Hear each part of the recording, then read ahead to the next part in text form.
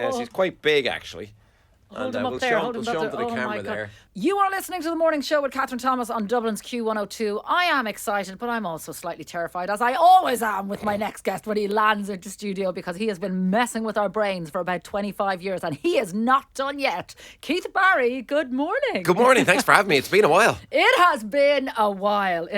We were just saying during the song there, the first time I met you, it was the blindfold car at high speeds on back roads. In Wicklow. In Wicklow. That was a trick. And I was in my early 20s, Yeah, I would say. It was that was 2003 now. Was I remember 2003? exactly. That was my first ever TV series in Ireland, Close Encounters with Keith Barry, where basically, I kidnapped you. Kidnapped I me. drove you blindfolded. Yeah, oh my God, it was brilliant. You had a bag over your head and it was absolutely terrifying, but still one of the greatest moments in my TV career, I would say. It was great, mine as well. And actually, I did it subsequently afterwards with Nicole Scherzinger in Hollywood in 2006. So, but yeah, you were the first. So I will forever be Nicole Scherzinger's guinea pig. Exactly. Well, no, you're the star. And then Nicole came second. There you go. Listen, the new show is all about celebrating 25 years of all the mayhem. So how many people do you think you would have freaked out if you counted them up in all of those years? Oh, wow, there's a good question. I haven't thought about that. But if we imagine that it's been kind of about 30,000 people a year, maybe. So I'd say 700,000. Unbelievable. Maybe up to 1 million if you include in TV shows. Yeah. So 700,000 to 1 million, maybe. And I know that you've got such a big following in the States as well. So the new show, it's called Keith Barry Unhinged, 25 years inside your mind. So tell us about the show. Are we going to see, did you come back? Are you bringing back some of your old tricks as well as introducing some new ones as well? You know, it's really easy to I suppose, just do all the old stuff, right? But I thought I'll write a new show. I mean, it's hard writing a new show. So, look, this is the first time I've done a hypnosis in over 10 years. So I haven't done any hypnosis in over 10 years on stage. And that's kind of been on purpose. So now I'm bringing it back in. I'll tell you something funny, right? So my daughter is 17 and I stopped doing the crazy, wild, darker kind of stuff when she was born. And why? But, you know, we're in a different headspace. Well, no, I ended up being more corporate. So 90% of my work now, people realise, is in the corporate space, right? Yeah. So I thought, I have to go a bit safer here. So that was 17 years ago. My daughter now is 17. She's like, I wish I saw some of the crazier stuff. So hypnosis is back in. So if you imagine that you're a partner and maybe 4 of his friends or maybe your father, whatever, right, ends up on stage and ends up being in the Spice Girls. So in other words, I hypnotise them to believe they're the Spice Girls, but they're having to sing off with Boyzone, and your friend, your best mate could be in Boyzone, and then ultimately it goes on from there. So literally laugh a minute for an hour. And I realised that anybody in their 20s and 30s have never seen a hypnotist in Ireland. It just doesn't really exist as a thing anymore. Yeah. So, and then it gets unhinged, right? So, like, that's the name of the show. So we have a funeral in the middle of the hypnosis. And people will be just howling with laughing.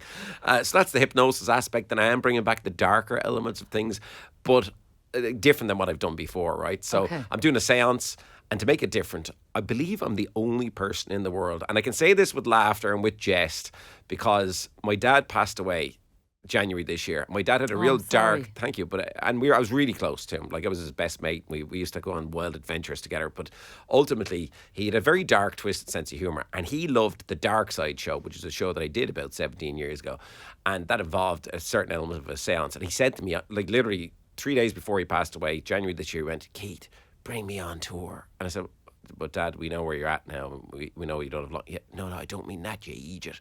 Bring me on tour with the Ashes and contact me. Mess with their heads. And he told me, he said, mess with their minds with me. So I'm bringing my dad's Ashes on tour. And you can see here in studio, I've got a Ouija board. Yeah. And we are going to contact my dead father. Now, I'm saying we're going to contact him. I am a mentalist, I am a brain hacker, and he would openly say, do whatever you want to do to make it happen, right? So it is an illusion of kinds, but my job in that moment, I'm going to contact dead loved ones, belong to people in the audience too. So if you're into that kind of thing, it's going to happen. And it is, and then all 1,000 or 2,000 or 5,000 people in the case of the 3 Arena, they're going to feel something happen to them in that exact moment in time that they've never felt before. But it's safe. It's designed to push people over the edge of the cliff, pull them back again, and laugh and scream and, And how does your mum Kitty feel about all this? So my mum is great. So she thought, you can't do that at the start. But now she's like, well, look, I know your father. I know you would have wanted that. So, okay. And you would have wanted that. So, okay. And yes, she's okay with it. So Brilliant. we're bringing him on tour. Brilliant. Well, you have a Ouija board sitting in front of me here, and we're not going to touch that. You've also got a little black box in front of you there because you have a new addition, a new pet. Yeah, so his name is Fluffy. Right. And Fluffy's coming on tour. So the Keith is currently opening a little metal box with a key and taking out. So there's Fluffy there. And he's kind of curled up in the corner there, so I don't want to get a whack off him. Have you got a pen there? I'll just I don't. gently... I'll stay this side of the desk. You've probably come across scorpions in your day, haven't you? I have come across scorpions, but oh wow, look at him go! And he's growing quite fast, actually, which is surprising to me. So scorpions, I would have seen them on my travels before. But so what part does Fluffy? What part does Fluffy play? Wow! Look at him! Ooh. Yes, he's quite big, actually. Hold him up there. We'll show him to the camera there. So what role does Fluffy this play is an Asian in forest? Now he runs quite quick, so if he Emer, runs off the deck, he's there. on the Ouija board there, but we'll keep him on the Ouija board. So they do sting, and they do have quite a nip to them. But ultimately, if you could imagine that Fluffy, I've named him Fluffy. Fluffy here is going to. Oh, he's going on the desk. So Fluffy here is.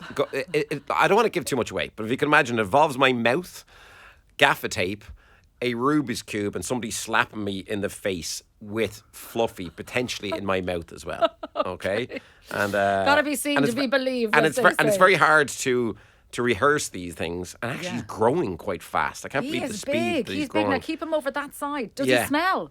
He does a little bit because they spray acid and then they also can sting. So they got this mad defense mechanism. But look, I'm getting used to him. He wants to get back up onto the Ouija board. He does. There you go. He's definitely Keith Barry's scorpion. He's back on the Ouija board. Come there here, now. we can't let you go without doing a little bit of magic. Okay, let's put Fluffy away first. Put him first. away before you start messing with my brain. Oh, Jesus, he's going off the desk. Back in he goes. There you go. He's back in his box now. Okay, all right, there we go. That's just his travel box. Yeah. There we go. Gently, he's in there. So here's the idea. Okay. Let's see. Do you still have it with me? Okay, so in your head. Yeah. Okay, you've obviously travelled to like thousands of places over the years, right? You're the travel person here in Ireland. So in your head, close your eyes for a moment if you don't mind. In your mind, go back in time. Okay, go back to a place that maybe made you feel a little bit unhinged. Okay, and you haven't told me this place, correct? Yeah, I'm just opening one eye again to make sure that scorpion is in the box. The scorpion's gone, but you haven't told me this place. Nope. There's no way I could know where you're thinking of right now. Okay, and imagine in your head that you're there with a celebrity. Any celebrity, dead or alive, doesn't matter. And now open your eyes, look at me.